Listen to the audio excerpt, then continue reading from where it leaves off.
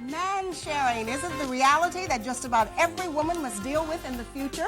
Man sharing, where more than one woman shares a man simply because there are not enough unmarried men to go around so that every girl can have one of her own. That's right. Since the U.S. Census figures show there are 38 million unmarried women to 31 million unmarried men, which means that 7 million women will be left out in the cold if they don't share a man with someone else. Determining the state of Black America, I'm T. Montier, and I'll have a full report. My name is Tim Watts, and today on the entertainment page, it's a family affair for our music videos, the Jones Girls and the Tavares Brothers. And Michael Jackson's overwhelming success is causing some problems with the rest of his family. Well, I'm still trying to work out the arithmetic on the man. Our guest is family counselor Audrey Chapman, whose concept of man sharing has created quite a stir across the country. Oh, she's with us live on City Line. Join us and share your ideas of man sharing.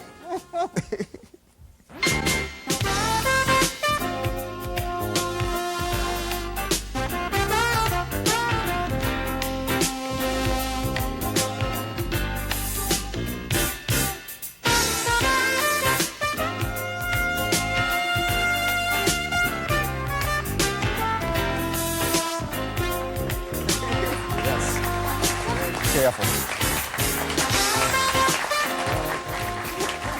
Boy, welcome to City Line on a Super Bowl, Super Sunday, and we got a super show for you today. Indeed. Just before the Super Bowl comes on, we've got a very interesting show, man sharing, and talk about a stir. Audrey Chapman is a family therapist with the Howard University. And she started talking about this about a year ago, Audrey. Well, First of all, welcome to City Line. It's nice to be here. We're glad you could make it over from Washington today. You started this about a year ago, and the minute you said man sharing, everybody jumped all over you. Well, I heard from everyone, including people out of the country. I've heard from people as far as Cuba, England, you know, different parts of Germany. It's been really incredible. Well, Audrey, I got to tell you, the first time I heard man sharing, I mean, I said, boy, this is the greatest thing since sliced bread. I mean, where do I sign up? I mean, what are you teaching women how to steal other women's manners? You know, not at all. Actually, the concept came about because women were coming to me, you know, friends, sometimes colleagues, and sometimes clients, complaining about being in a relationship that they thought was exclusive, finding out that, in fact, they were probably sharing the man with sometimes 1, 2, 3 other women. And then also having men come to them after a certain point in the relationship telling them that, in fact, it was going to be a sharing deal. Do you know what, Audrey?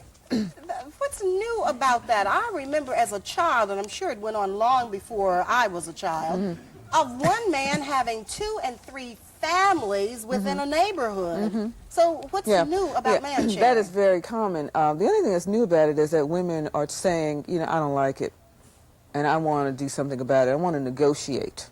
That's what's different. In the past, women felt they couldn't do anything about it, and they basically had to put up with it. They were more dependent and felt more dependent on men, and that they just had to go along with the program. Well, you know, I mean, but isn't this whole movement kind of anti-male? I mean, you know, you're telling women now how to deal with a situation that's existed for years and years. All women are saying is, I want as much control over my life as you appear to have over yours. I want to pick and choose who I relate to, when, where, and how. And that's what's going on. Okay, I want to remind everybody at home that you can join in our discussion by calling 481-1313. And believe it or not, even before we said that, we've got a phone call. Oh, yeah, I think we've already memorized that number, and they're excited about your being here. Let's get them on the line right now. Hi, do you want to talk to Audrey? Hi, yes. I am a black male that's currently being shared by 3 different ladies. And it's more by circumstances than by choice. The ladies are very career-orientated, and they have been in past relationships where they have been hurt, and they're just simply afraid of their emotional life, that they're afraid to really deal with a basic one-on-one relationship. They're afraid of being hurt, so therefore they turn all their energies to career. Where personally, I would love to have a one-on-one relationship. I mean, but what's the guy supposed to do? Put an ad in the paper? I mean, saying, hey, you know, I'm this great guy. A lot of people do that, by the way. Let Audrey talk back to you at this point. Yeah, I'm glad you brought that up, because that's the other part of the phenomena of the sharing element. Part of it these days is to reduce the potential of being hurt, of feeling vulnerable, because people are getting hurt out there, because a lot of our standards have changed in the way that we relate to each other. Did a workshop yesterday on commitment phobia, and I really believe that that's the origin of what this man sharing is really all about. That if you multiply your relationships, the likelihood of you getting intensely involved is not as great. So you find that if you want to have a serious relationship, sometimes it is difficult. I think initially the men felt threatened because of all the changes that were going on in relationships. And then the women began to feel threatened. And now everybody is playing this 2-for-2 game. Audrey Thank you, Chapman. caller. Audrey Chapman, family therapist from Howard University, is our guest today. This topic is man sharing. You can join in 481-1313, and we're going to come right back with more man sharing after this.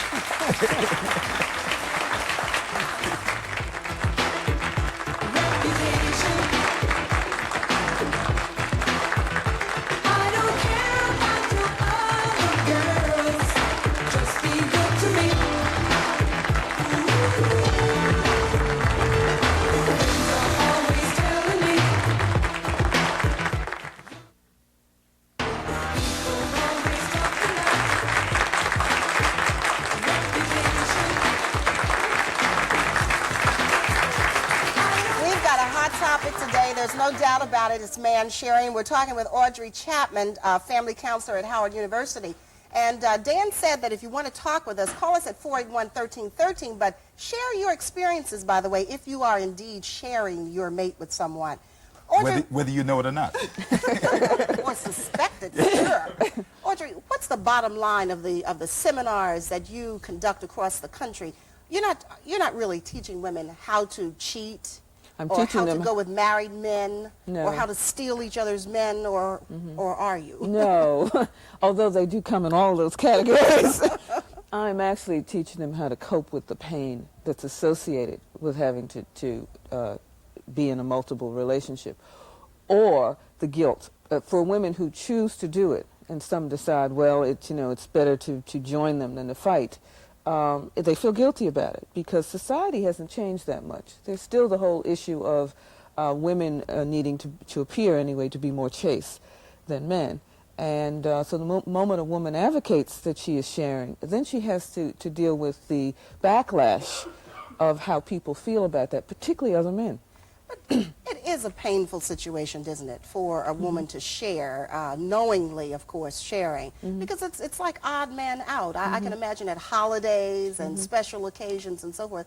How does she handle that? How does she deal with that? There's an incredible feeling of I must not be worth anything, or I must not be as important as the other person.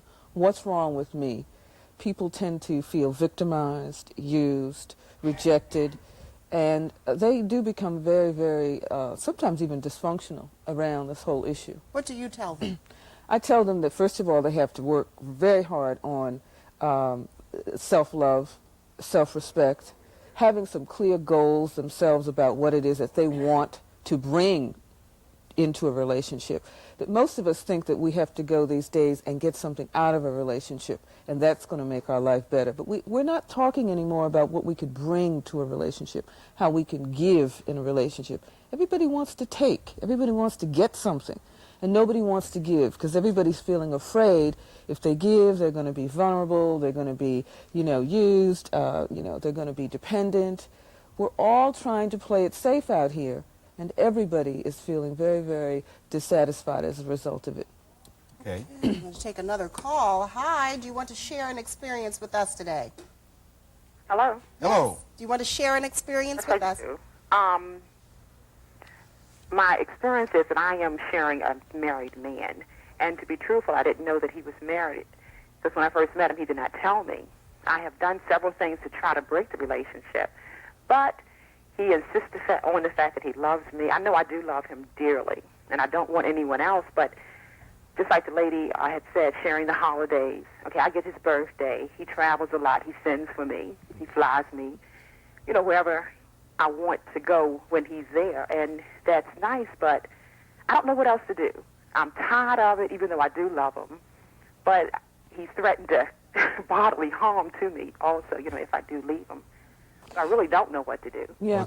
Statistics show that one of the things that a lot of women don't realize is statistics show that rarely do married men leave their families, number one. And a lot of women don't seem to understand that.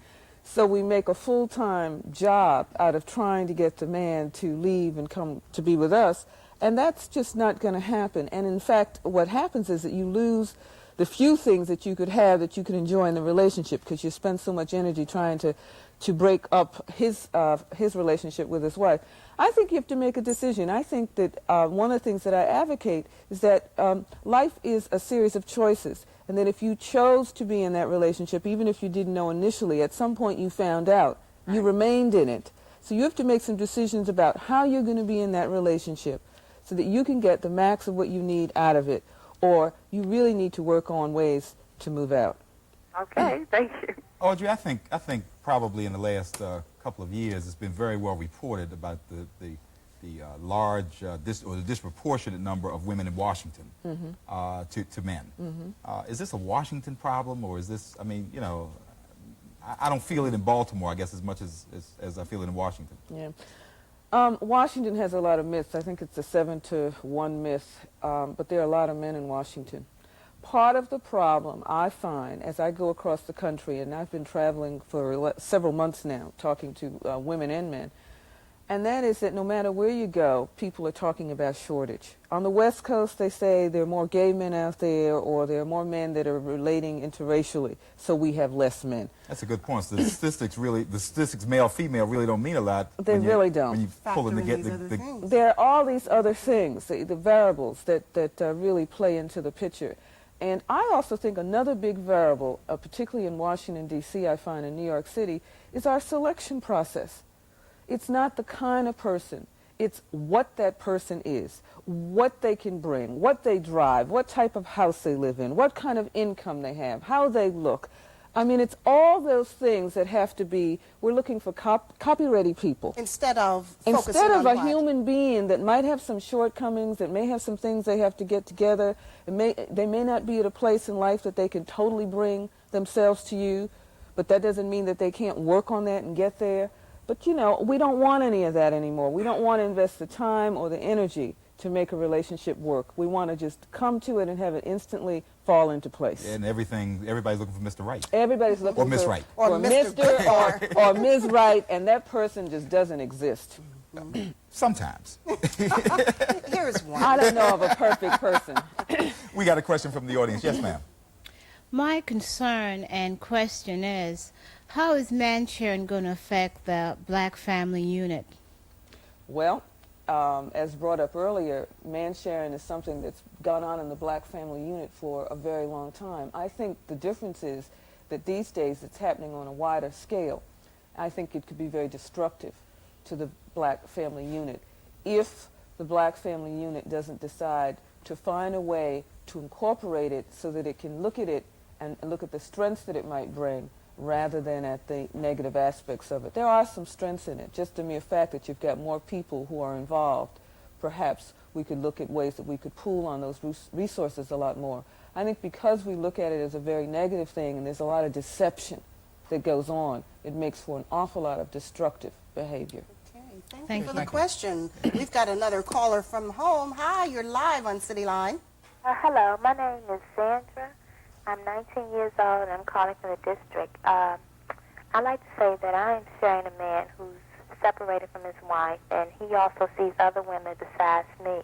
But the way I keep his interest is to become more creative. To keep his interest in me, I always have something new for him, something to arouse his interest, and that keeps him with me more than his other women. What kinds of things do you use to keep his interest? Excuse me? What kinds of things do you use to keep his interest? Oh, with my handiwork, I'm into pottery, macrame, we go bowling, restaurants. I mean, I change my hairstyles. I do just about anything to keep him with me. You know, I'm into photography. We take pictures. We've been to the mountains. He stays with me most of the time. But when he does go out to see other women, I must admit to myself that I do get very lonely. Audrey? You know, one of the things that I think that you know, if you're comfortable with that, that's okay. I think we all have to find different ways that we choose to be in a relationship. But my concern, as I hear you, is that you seem to be doing an awful lot for him. And I really try to encourage women to do things for themselves. And then if they find someone that finds them enhancing as a result of that, that makes it even more better. But when you have to work so hard and everything that you do has to be emulated through appeasing him, I have a real concern about that. I think you may want to look at that, because somewhere down the line it's going to get you into trouble with him. Let me ask you, caller, are you happy with your situation? Are you happy with him? Are you happy with yourself? I'm happy with myself sometimes, and he makes me happy a lot of the times. But like I said, when I'm not with him, I become very miserable. Yeah. Yeah, what I'm hearing is that your entire life, I call it lifeline, is connected through him. And even to the extent that if you're going to learn macrame or whatever, it has to be because it's going to make him happy. And that's what my concern is all about, that somewhere along the line you're going to get very resentful and angry about that. And in some way, that's going to begin to pick away at the relationship. Okay, thank you for sharing that with us. You'll kind of heed some of the things that Audrey's telling you. We've got so much more to talk about. Please stay with us after this break.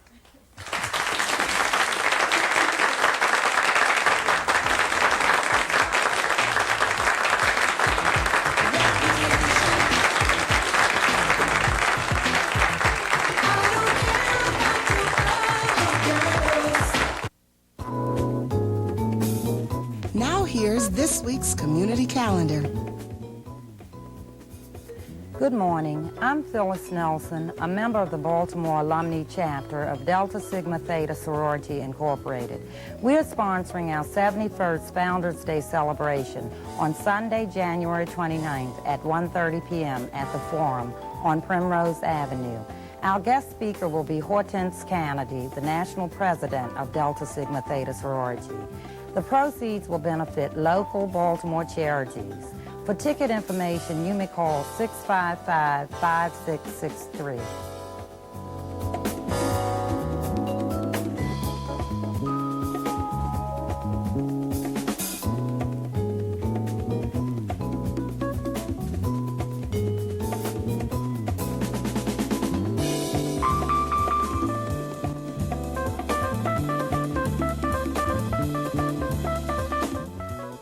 If your group or organization would like to announce an event, please write us in care of City Line, WJZ-TV, Television Hill, Baltimore, Maryland, 21211, or call us for further information at 466-0013 between the hours of 9 and 5.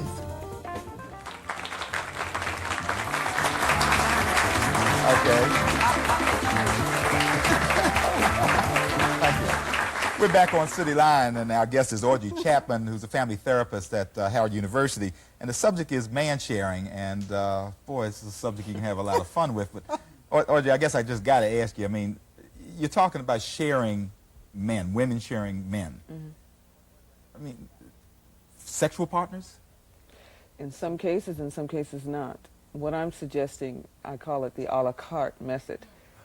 That sounds tasty. It's very tasty. That women have a variety of male friends. You know, you might have the friend that comes over and he helps you to put the extra lock on your door, and you might have the other friend that's handy, you know, repairing things, the mechanic. And you might have a friend that you just talk to about some career interests that you need some support around. You might have a friend that you call up to talk to him about what you're going through with your lover. I find that's very useful.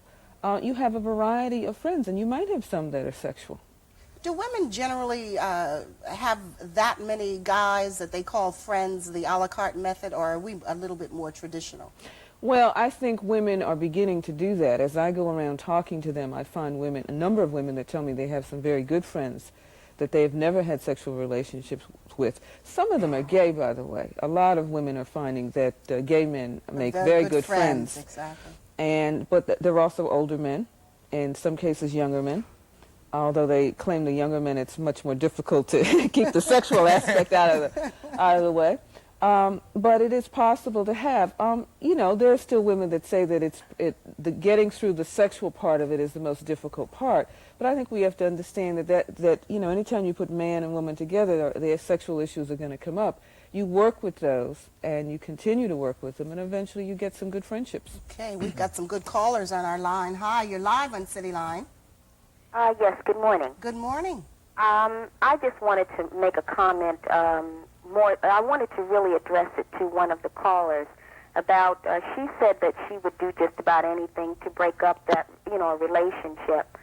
I had the misfortune of breaking up such a relationship many years ago, and I must say it was a misfortune because I was the one that was sitting at home, and he was back, you know, with his wife, running back and forth. So I wanted to just say, you know, to that type of situation, sometimes it's better to leave well enough alone. Mm-hmm. And another comment is that often if you find a man or a woman who will cheat on their partner, once you get them, you'll often find that they'll do the same to you. Oh, yes, definitely. And believe me, after 50 extra pounds of aggravation, I definitely put him out. Mm-hmm. Oh, wow. Because it's not worth it.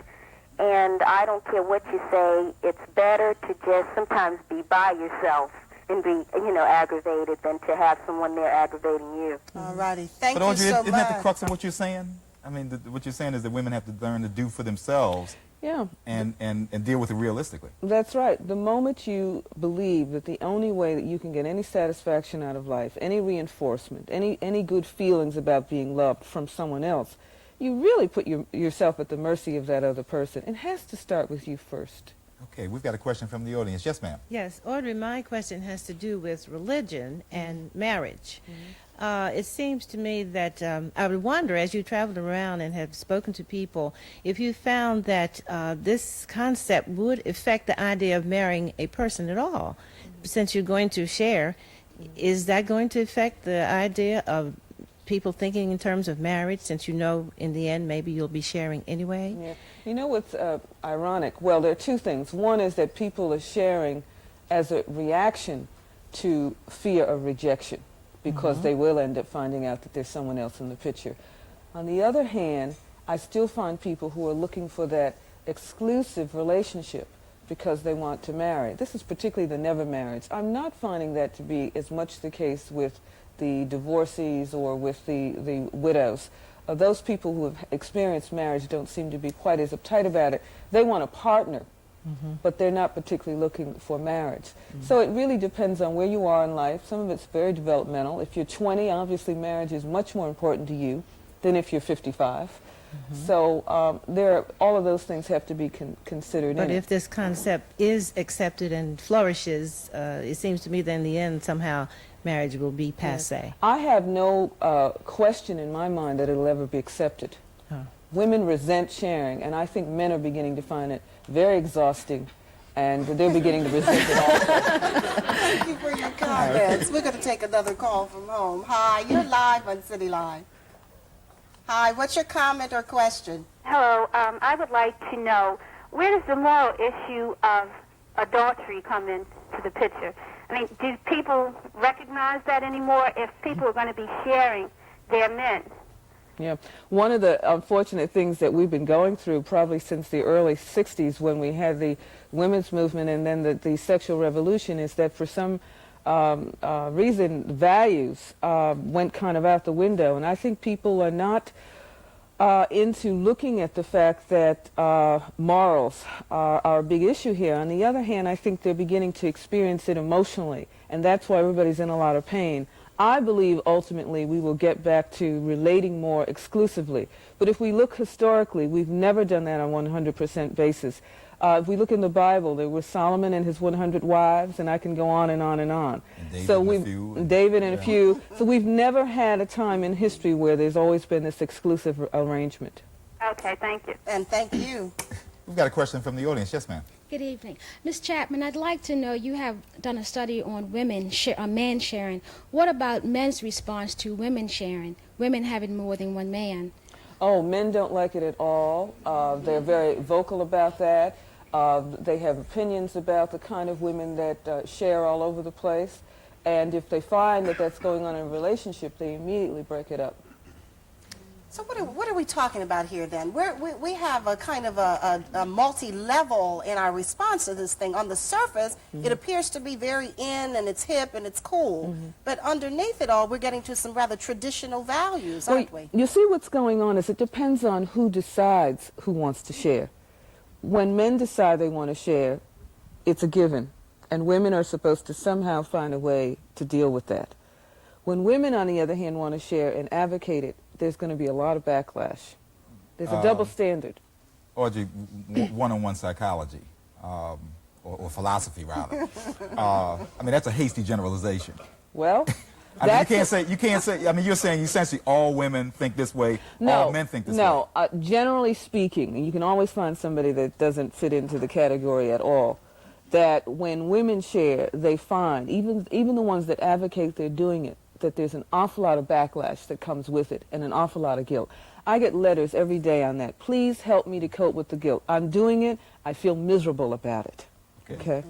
We're going to talk about that guilt when we come back right after these messages.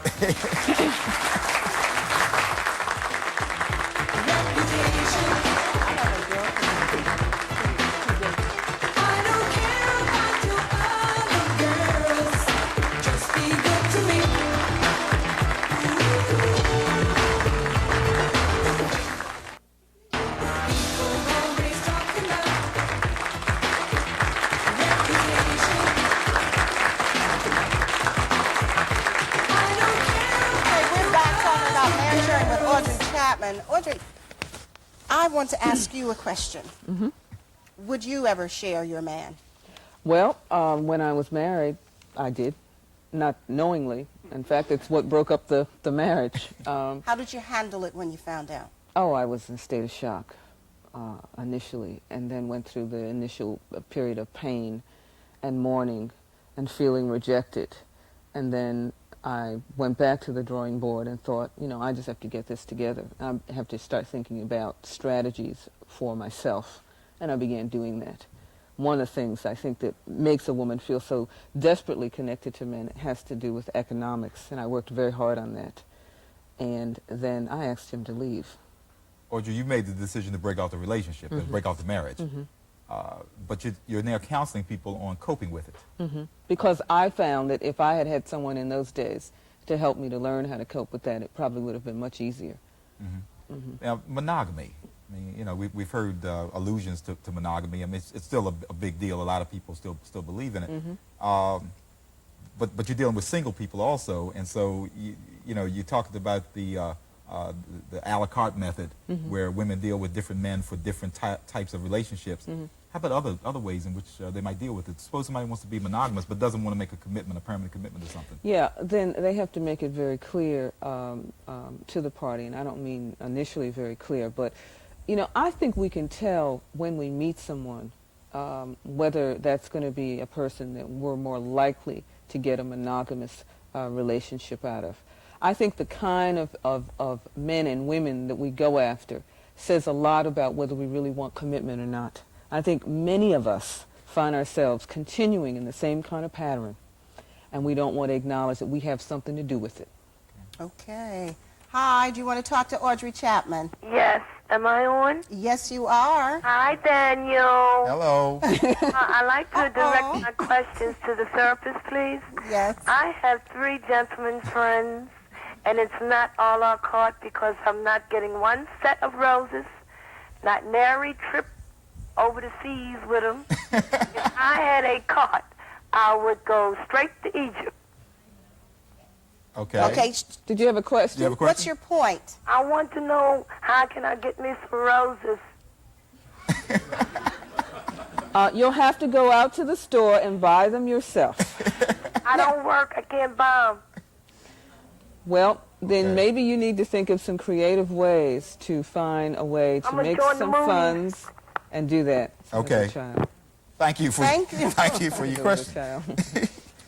You know, but you know, you get the feeling though, and I think we've kind of talked about it, that that man sharing can lead to some rather callous attitudes towards relationships and the lack of commitment and so forth.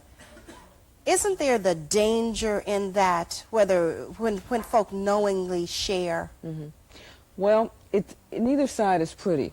If you don't know, I believe that you know somewhere in your heart anyway, and you suffer. If you do know, it's painful, and you suffer. It's a matter of which side of the fence you want to be on. I have an old saying, if you know what the weather report is, you know whether to take an umbrella, wear boots, etc., okay? And if you go around acting like you don't know and you don't want to know, you're more likely to find yourself set up. Okay, we're going to try another caller. Hi, do you want to talk to Audrey Chapman? Yes, hello, Miss Chapman. Hello. Hi, my name is Alita Harris, and I was just calling. I wanted to make two comments. The first of which is the attitude that the people are taking. They failed to look at one thing, the health reason for it. Okay, we have so many diseases nowadays that are so incurable, and everybody popping in and out of everything. You wouldn't know where you got it from. Okay. Who to go back and say, you gave me this, that, and the other. It could not be your wife. It could be your wife. Okay, give me a second point quickly, because we're running out of time. Sick. I really do. I have a husband, 4 children. If I ever thought someone was sharing my husband, I think I would kill him.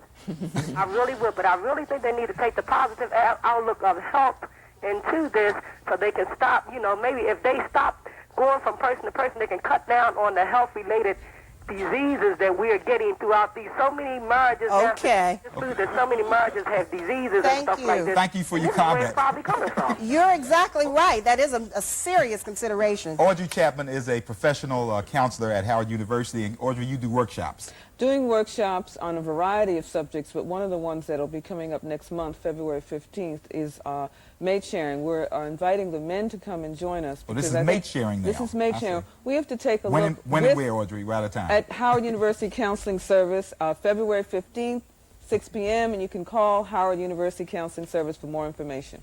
Okay, thank you, Audrey. Thank you. I see that you've created quite a stir across the country and in Baltimore as well, because we had a lot of experiences shared with us today. Thank you so much for coming. Thank you for inviting me. We're going to take a break and come back, and T will be here with the news.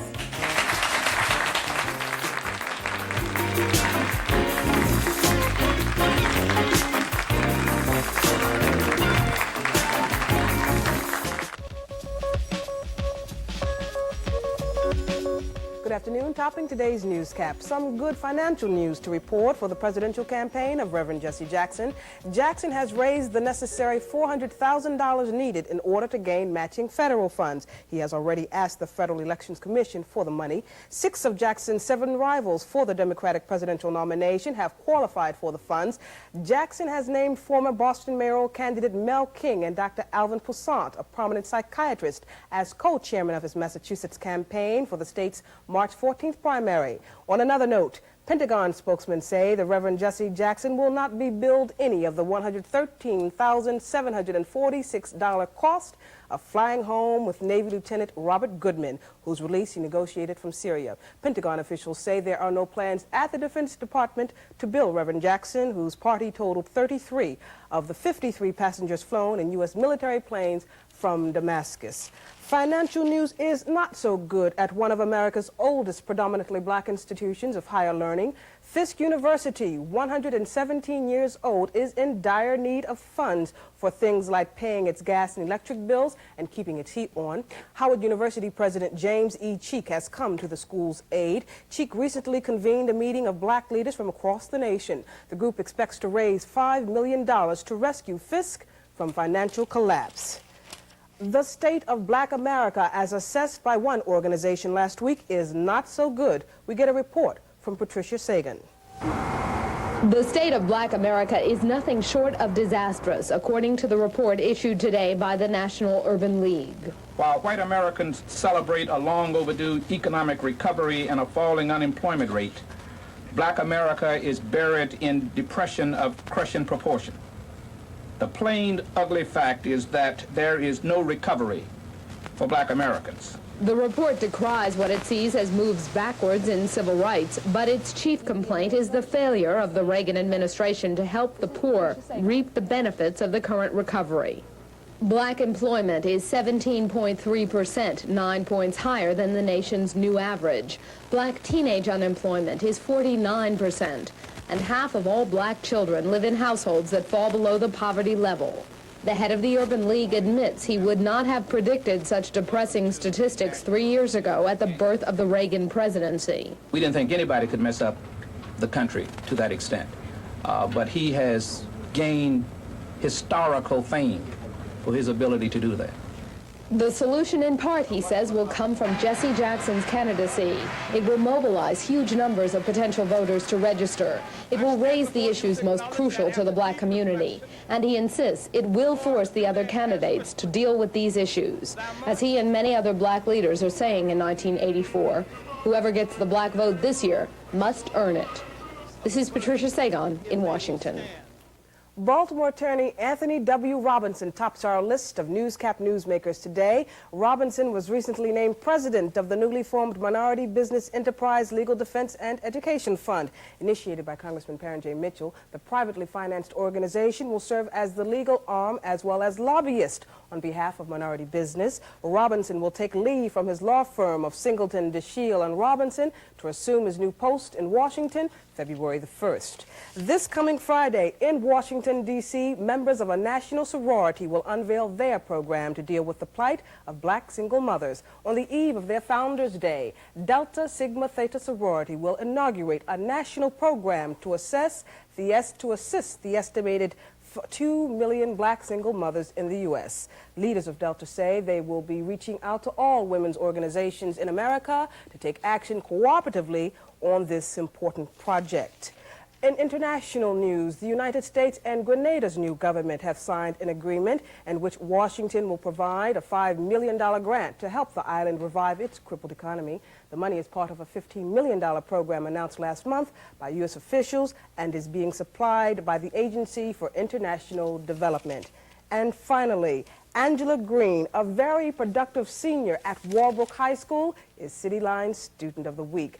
Angela has received awards for excellence in the areas of English, science, math, social studies, French, and junior naval ROTC. In her spare time, Angela is a social service volunteer. Angela's goals for the future include becoming a computer technician and programmer. She's also interested in becoming a translator. Good luck to Angela Green, CityLine's Student of the Week. And that is today's Newscap. I'm T. Montier. Tim Watts is up next with the entertainment page. Have a good day.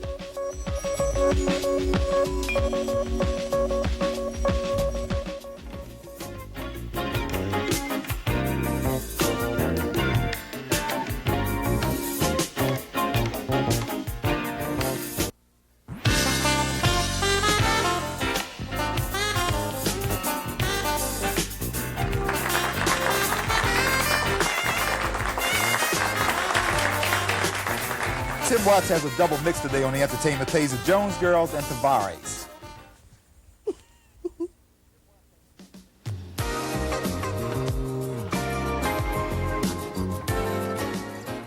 Today, we have 2 music videos for you and some inside information about the upcoming Jackson's concert. But first, our videos. It's sort of a family affair. We start with the Jones Girls. Needless to say, they're sisters, and they're part of that famous Philadelphia sound. Their latest tune is called To Win You Back. Then we move on to a city a little further north, Boston, the home of another family act, Tavares. This group is made up of brothers, and if you're interested in Hollywood-type gossip, one of them used to be married to Lola Falana. They've got a nice ballad out now. It's called Words and Music. Here's a CityLine double music video mix, the Jones Girls and Tavares. I need to find, I got to find a way to win you back. I got to find a way to win you back.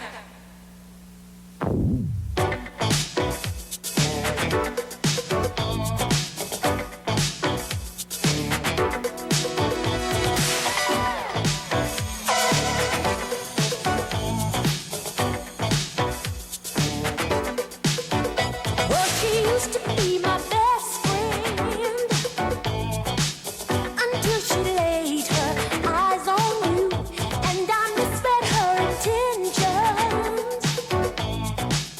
I couldn't see what she was trying to do, but she started coming over when she knew I would be away from home, all alone like I was scheming for just a chance to catch you all.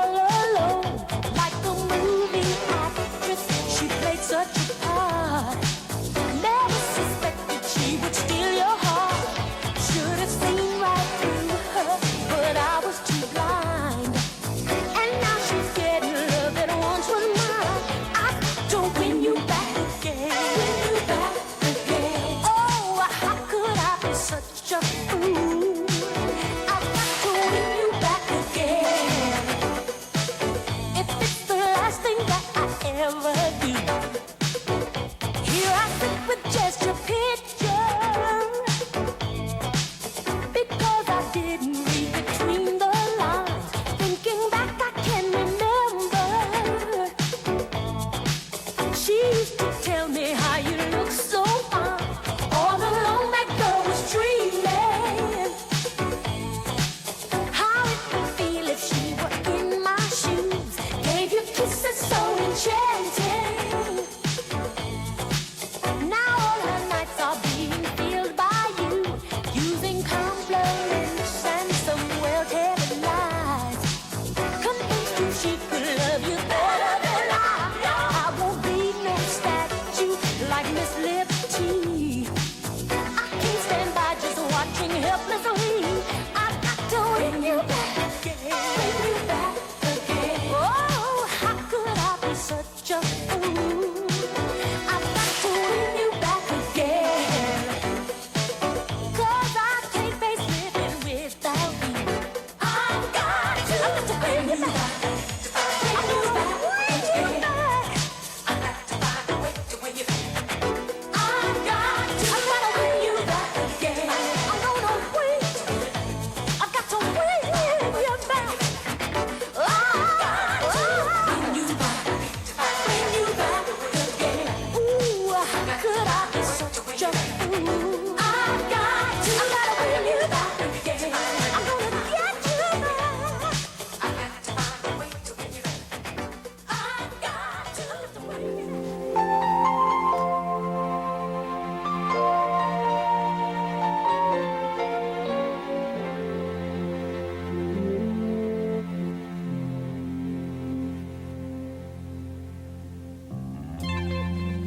My darling, you know that I depend on your very smile,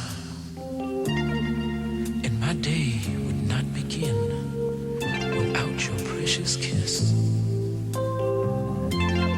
And if someone wrote my story and tried to leave you out,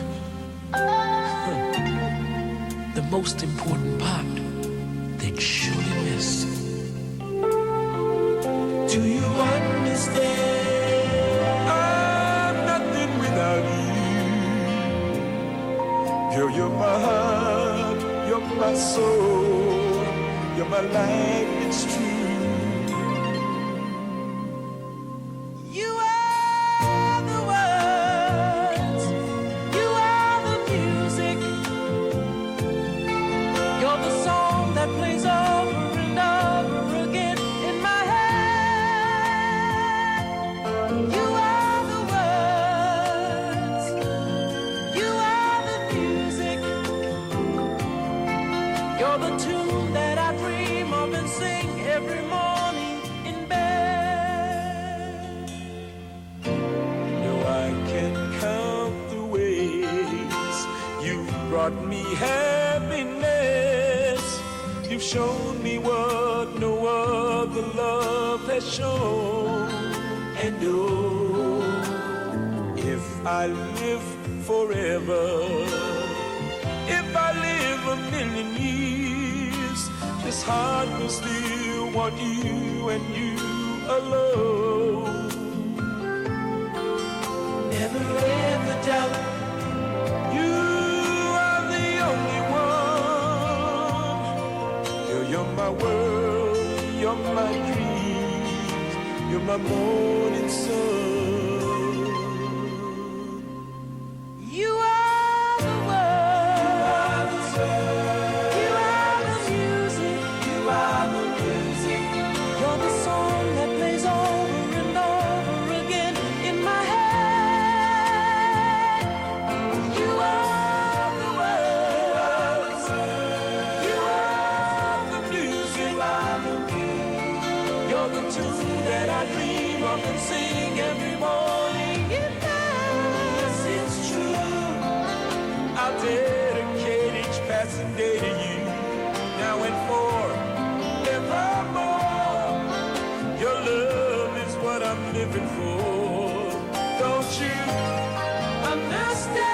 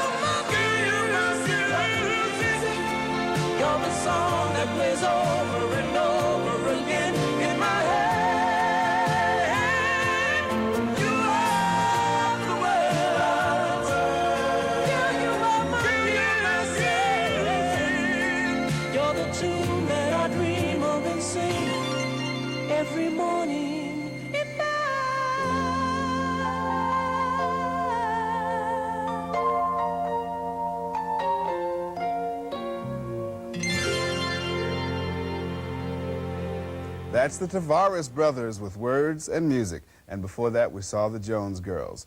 And speaking of family acts and entertainment news, I'm assuming you're getting a little tired of hearing about a young man named Michael Jackson. But we've learned a few things we thought you'd like to know about. First, it appears that the Jacksons' concert in this area will be at the Capitol Center in March or April.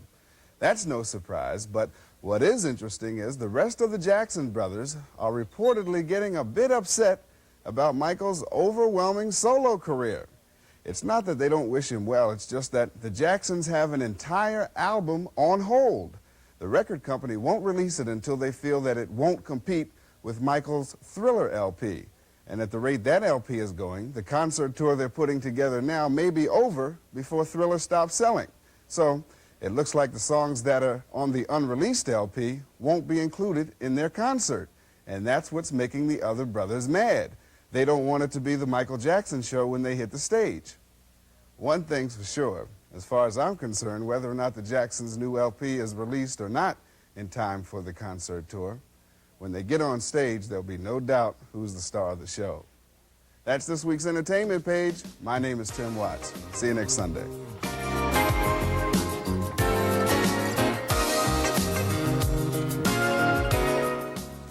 Boy, just a fun show today. I loved it. A nice theme, by the way. Did you get it? Oh yeah, I kind of liked all of the whatever. You know, next week a hot show coming up. We had it scheduled once before, and we had to we were preempted, and so we had to take it off. Blacks for Reagan. I guess it's going to be a fellow by the name of Jay Parker. Jay Parker is president of the Lincoln Institute for Research and Development in Washington D.C. He's also chairman of this organization called Blacks for Reagan, and that organization has been given $200,000 by NICPAC, which is the Reagan political arm. And they are basically promoting the president as being good for blacks. Exactly, and there are a lot of people who don't understand how they could do that, and we're going to have Jay Parker here to explain why they support Reagan and why many of them are Republicans, which is also a questionable thing from some quarters. Not here, of course. Well, we're going to have a lot of fun Yeah, talking to yeah, Mr. Parker, we are. just like we had fun this week. And, you know, you can be a part of our studio audience by simply calling 481-1313 right this second. And you know, we often tell you to be a part of our audience, just as Dan has done, and give you the phone number and so forth. But we also ask you to write, and Clyde Taylor of Baltimore City has done just that. He has written us, and he had a response to a show that we did on child support. And we'd like to show you now just a segment of that show, of that letter rather, where he says that it is so much better to talk over to talk it over, meaning the differences that you might have concerning child support, which so many fail to do. And Clyde Taylor, you're exactly right. And we appreciate, number one, that